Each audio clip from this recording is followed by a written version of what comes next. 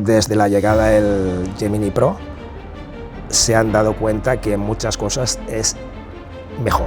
¿Y crees que hay una inteligencia artificial que puede hacer de todo? Y con el comando Blend me creó varias opciones para generar una quinta propuesta. Este fue, diría, mi primera aplicación en el mundo del trabajo. Trae la idea de la IA, creo que sobre todo fue ahora 2 o 3 años, diría que 3 años, ha sido una revolución.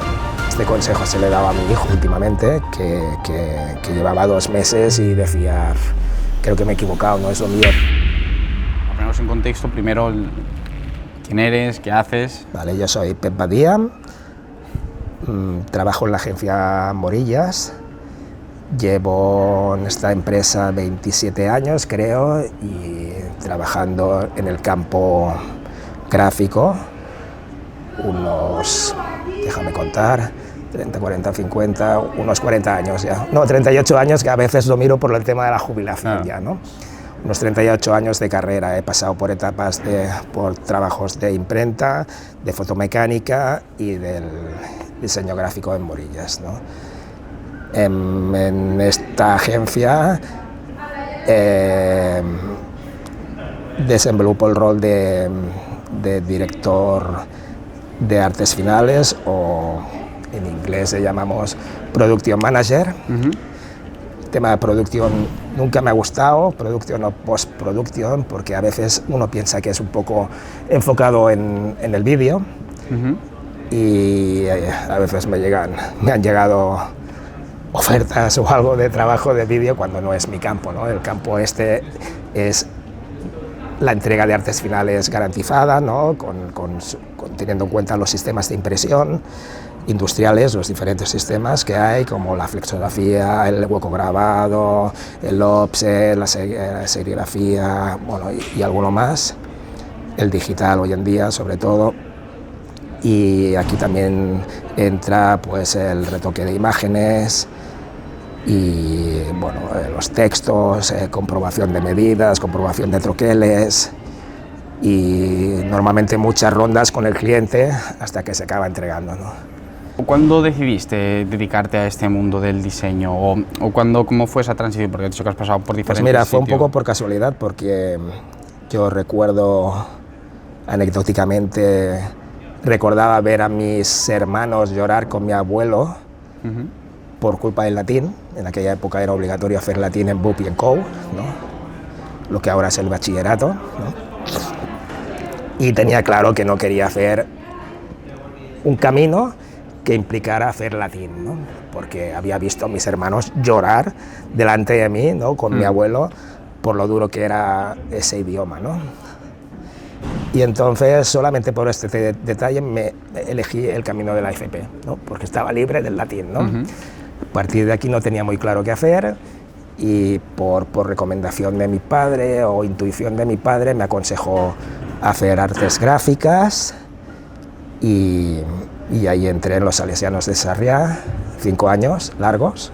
Recuerdo que en esa época eran largos, 5 años, ¿no? Yo creo que hoy en día los másters y los grados y todo esto son de 2 o 3 años, Sí, ¿no? sí. Pero 5 años fueron muy largos, ¿no? Pero bueno, salí de ahí con una profesión, ¿no? Y básicamente fue esto, un poco sin saber qué hacer en la vida. También le comentaba a Natalia que, y este consejo se le daba a mi hijo últimamente, que llevaba 2 meses y decía, creo que me he equivocado, no es lo mío, ¿no? Porque también pensaba que artes gráficas era más dedicado al diseño, cuando en ese momento era más enfocado al campo de la impresión o de la fotocomposición, ¿no? Al cabo de unos meses tenías que elegir un camino u otro, ¿no? Y yo elegí el de impresión, de nuevo sin saber qué hacer, ¿no? Y primero dije, esto no es lo mío, pero luego dije, en la vida hay que hacer algo, vamos a tirar plante. Y nada, fueron los primeros meses de duda, pero luego me adapté perfectamente y hasta hoy, ¿no? Que ya te acabó gustando. también es artes gráficas, diseño, es un mundo que puedes ir a parar a un montón de sitios, ¿no? Todo está relacionado con la tinta, el papel, la fotografía, el diseño gráfico, y todo está relacionado y puedes ir a parar a muchos trabajos literalmente diferentes, ¿no? ¿Cómo has visto el cambio del diseño a lo largo de los años? ¿Cómo, claro, porque me dices que tienes mucha experiencia? Pues mira, en algún currículum o en LinkedIn, ya no sé si lo pongo, digo que estoy orgulloso de haber coincidido con una generación que se estaba ya jubilando, que eran los retocadores que retocaban a mano con líquidos, ¿no? Los fotolitos, ¿no? Me acuerdo un encargado que tuvo que me contaba que en sus años habían un montón de mesas, ¿no? Y cada día retocaban una postal, con lo cual ganaba mucho dinero retocando solamente una postal al día, ¿no? Pero todo se hacía a mano, ¿no? Eso lo viví un poco, vi cómo y trabajé un poco líquidos, me acuerdo que empleaban cianuro y otros líquidos muy peligrosos para revelar partes de los fotolitos, ¿no? Entonces, esta etapa fue la primera que viví, pero en paralelo ya estaba entrando en el mundo de los fotolitos y el retoque de repromasters y todo esto, que tenías que ir, o sea, si imaginamos las impresiones a 4 tintas, pues cada canal decía magenta, amarillo y negro, tenías que pasar por luz un fotolito y por medio ponerle unas tramas que variaban del 10 al 90%, con ángulos diferentes cada una, el cian tenía unas, el magenta tenía otras, todo era muy lento. Esto era bastante manual, duró 5 o 10 años, y luego ya vinieron las filmadoras automáticas donde los fotolitos ya salían directamente, y ya entré en el mundo de los primeros Macs. Previamente habían habido unas estaciones de trabajo que eran como grandes ordenadores, pero propietarias de marcas como Agfa, como Hell y Kodak, ¿no? Donde era básicamente un ordenador, pero de aquella época, ¿no? Y poco a poco, pues la evolución de los programas de diseño ha llevado, claro, me estoy olvidando de montar a mano, depende de qué original, claro, que esto lo había hecho bastante también a nivel particular, sobre todo cuando era joven. Hacía mis composiciones, había lo que se llamaba letras set eran, o de Cadrí, eran marcas de película, como un fotolito también, donde habían todas las letras, y tenías que rascar como un transfer y componer el titular, por ejemplo, ¿no? Y era peculiar, y no sé, hasta los grandes avances de la informática, con los Macs cada día más potentes, y los cambios, sobre todo la evolución de Adobe, ¿no? Previamente habían habido algunas marcas como Quark Express, que era muy conocido en su momento para sobre todo filmar, ¿no? Pero poco a poco se lo fue quedando, a lo mejor habéis oído también el freehand. Freehand, sí. Era, los grandes diseñadores amaban el freehand, ¿no? Y cuando hubo el cambio de freehand a Illustrator, mucha gente estaba fuera de juego. Yo, como arte finalista, reconozco que gané mucho tiempo en la producción, porque si en freehand no podías hacer, depende de qué, Illustrator te abría temas como poner sombras, ¿no? Y antiguamente la sombra, una sombra de un texto, por ejemplo, la tenías que hacer dentro de la imagen, ¿no? Y claro, tenías que calcular, llevarte el original de Illustrator o de freehand, en ese momento te lo tenías que llevar al Photoshop y ahí crear la sombra con más o menos opacidad, pero que tenía que cazar perfectamente con los textos del otro lado, del freehand, y si había un cambio de una letra tenías que volverlo a hacer. Todo esto era muy lento, ¿no? Con Illustrator todo esto se agilizó mucho. Desde que se hizo todo a mano, ¿no? Empezaste todo lo que era más manual, a digitalizarse todo, hasta que empezó a entrar la IA. También ahora estás experimentando todo el mundo de la IA. La entrada de la IA creo que sobre todo fue hará 2 o 3 años, diría que 3 años, ha sido una revolución. Ha sido y será. Creo que lo estamos viendo todos continuamente. Hace poco comentaba que si mi día a día antes era 6 horas con Photoshop y 2 con Illustrator al día, entre otras cosas, ¿no? Dejando aparte la burocracia que siempre tienes, o los mails, ¿no? Hoy en día quizá el programa con el que más estás todo el día es alguno de IA o algún LLM, como podrían ser ChatGPT o Gemini, ¿no? Ahí estás creando imágenes hoy en día cuando antes se hacía todo en Photoshop, ¿no? Este ha sido un cambio drástico. ¿Y cómo integras la inteligencia artificial en tu flujo de trabajo? O sea, tus funciones a realizar, ¿cómo han aplicado las IA? Pues yo diría que cada día las aplico más. De hecho, por eso me gusta y creo que debo leer continuamente, y por ese es un motivo de la creación de mi newsletter, ¿no? Compartir un poco lo que sí o sí voy a leer y sí o sí voy a resumir, ¿no?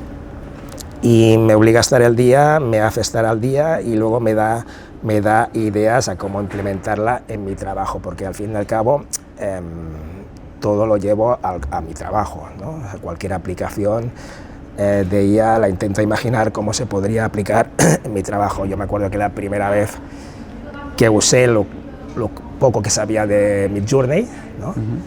Fue porque habían 4 o 5 propuestas, eran propuestas de plantas, y faltaba una quinta, pero una quinta que no teníamos otra imagen, ¿no? Entonces pensé, déjame utilizar el comando blend de Midjourney y mezclar todas estas imágenes que estaban juntas, y por mi habilidad con el Photoshop pues las dividí en un momento, las metí en el prompt de Midjourney y con el comando blend me creó varias opciones para generar una quinta propuesta. Este fue, diría, mi primera aplicación en el mundo del trabajo, ¿no? Entonces poco a poco vas incorporando herramientas, ¿no? Hoy en día ya todos conocemos las herramientas, el ChatGPT y el Gemini, que cada día es más potente, o diría que ya ha superado al propio ChatGPT, ¿no? Pero hay otras herramientas, como por ejemplo podrían ser el Notebook LM, ¿sí? Notebook LM, que son muy útiles, ¿no? Si la conocéis o no la conocéis, sirve un poco para poner dentro todas tus fuentes de información y luego vas haciéndole preguntas. Claro, esto cuando lo lees, igual no ves la aplicación, pero a lo mejor un día estás en el trabajo y piensas, igual aquí me iría bien esta herramienta, ¿no? Me acuerdo la primera vez que usé el Notebook LM, era para meter toda la información de etiquetado de productos farmacéuticos, que es muy amplia y liante, ¿no? Entonces tiré ahí varios PDFs y le iba preguntando los cuerpos mínimos para tal, y te va respondiendo porque tiene la información dentro, y es más fiable que cualquier otro producto porque no alucina tanto, ¿no? Porque parte de información concreta, ¿no? Este es un caso. Luego he tenido otros, como también el cliente te inunda de información, de documentos y tal, y no sabéis por dónde empezar. Pues es otra manera de empezar con el Notebook LM, volcar toda la información allá, ir haciendo preguntas y sobre todo para cuando tienes dudas, ¿no? ¿Qué más maneras que implemento yo día a día? Ha sido por ejemplo, el OCR. ¿Sabéis lo que era el OCR? El OCR era antiguamente, o todavía se llama así, es el reconocimiento óptico de caracteres, ¿no? Siempre habían varias utilidades, entre ellas alguna de Adobe, pero eran bastante malas. Significa que tú tirabas allá un documento y que normalmente era una fotografía, no era un PDF del cual podías reconocer el texto, o también, ¿no? Y te transformaba todo ese texto a texto editable que podías copiar y pegar, ¿no? Entonces esto, con la llegada del ChatGPT sobre todo, pues es que es una bendición, porque es un 99,9 fiable, ¿no? Tiras imágenes, tiras PDFs y te copias el texto. De hecho, creé un GPT del ChatGPT que se dedica, y lo tenemos compartido con toda la empresa, con lo cual cualquier documento que trabajamos en la empresa y que va al cliente ha de pasar por este GPT, al cual le podemos tirar una imagen, le podemos tirar un PDF, le podemos tirar un pantallazo y te dice cualquier falta de ortografía que tiene, ¿no? Ya no es un reconocimiento, sino detector de faltas de ortografía. Esto es de lo más usado actualmente. Evidentemente el retoque fotográfico pues ya se le piden a ChatGPT o a Gemini. Hay gente como yo que pruebas cuál va mejor ese día, ¿no? O con ese prompt, ¿no? Y trabajas en paralelo. En una pantalla le pides al ChatGPT y en el otro al Sí, porque a veces depende del día. Yo cuando usaba a lo mejor el Gemini o el ChatGPT para generar imágenes, a veces hay un día que uno me lo da muy bien y con muy buena calidad, y otro día me lo dan... Había días, yo creo que esto ha cambiado desde la llegada del Gemini Pro, que había días que no le daba la gana de hacer nada, ¿no? O por la mañana no quería hacer este cambio que te lo venden, que tú pídele esto y te lo hará, y te dejaba la imagen completamente igual. Yo creo que esto ha cambiado. De hecho, hemos pasado por varias fases donde el rey fue ChatGPT y ha durado hasta hará unos meses, y luego creo que en nuestra agencia la mayoría de gente trabajaba con el ChatGPT, pero desde la llegada del Gemini Pro se han dado cuenta que en muchas cosas es mejor, incluida la generación de imágenes. Esto ha vuelto a cambiar con la salida del ChatGPT más 1.5, con lo cual vuelve a ser muy fiable la generación a partir de prompts de cualquier imagen. Y estamos así, ¿no? A ver qué día va mejor una, o qué época va mejor una o la otra. Esto es como una carrera, a ver qué... Sí, es una carrera mejor. Que hasta ahora la tenía ganada ChatGPT, OpenAI.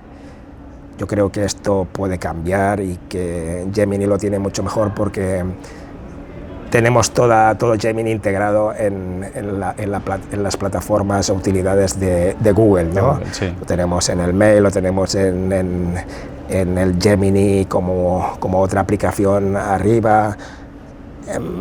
También es verdad que es más individual el Gemini, así como las cuentas ChatGPT empezamos con una.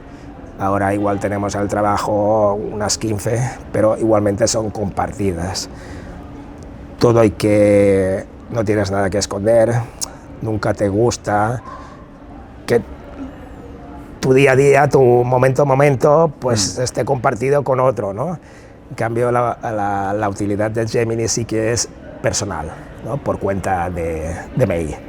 Entonces, ahora que nos entra porque tenemos el workspace, ¿no?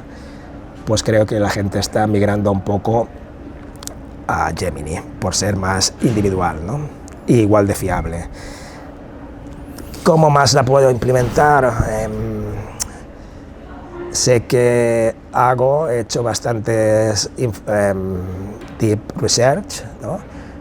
búsquedas profundas para varios temas, lo cual es alucinante, seguramente lo habéis probado, ¿no?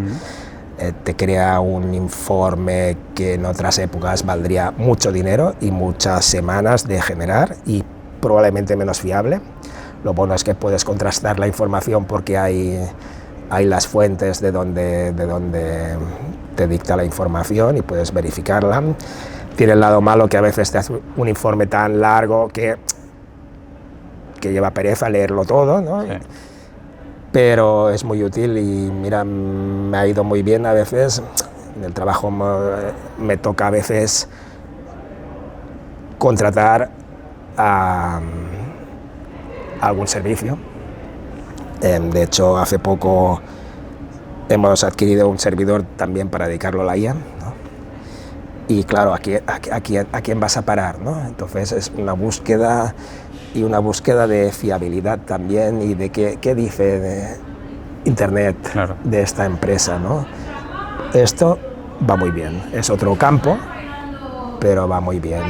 Y lógicamente a mí no me toca tanto, pero a mis compañeros más diseñadores propiamente dichos o sobre todo los directores de arte, pues evidentemente empiezan el volcado de ideas con el ChatGPT, con el prompt, y van iterando y ayudándose a profundizar y a perfeccionar, a iterar, continuamente te va abriendo caminos que antes era más solamente tu idea original y poco variaba. Yo creo que ahora el propio prompt, el primer prompt nunca es, siempre dices cuando tienes la respuesta, tendría que haber preguntado de otra manera, ¿no? La respuesta te hace darte cuenta de detalles que vas mejorando ya la pregunta y las respuestas y te va abriendo diferentes caminos que vas a aplicar.